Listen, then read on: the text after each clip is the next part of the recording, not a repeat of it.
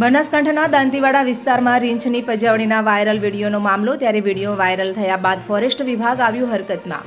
Forest વિભાગે તપાસ હાથ ધરી પજવણી કરનાર 2 શખ્સોને દબોચ્યા તો ફોરેસ્ટની ટીમ ટેકનિકલ સર્વેલન્સ અને વિડીયો ફોરવર્ડની ઉલટ તપાસ કરી પહોંચી શખ્સો સુધી। ત્યારે દાંતીવાડાના ગાંગુવાડાના વિદેશ ઇન્દ્રભાઈ નટ અને પાંસવાડ ગામના કરશનભાઈ વરગાજી માળીને દબોચી હાથ ધરી કાર્યવાહી। ફોરેસ્ટ વિભાગની તપાસમાં ગાંગુવાડા નજીક રાત્રિના સમયે 2 શખ્સોએ 100 થી 200 મીટર રીંછનો પીછો કરી પજવણી કરતા હોવાનું આવ્યું સામે। ત્યારે વાહન ચાલક 2 શખ્સોએ રીંછ પર હેડલાઇટ મારી રીંછની કરી હતી પજવણી।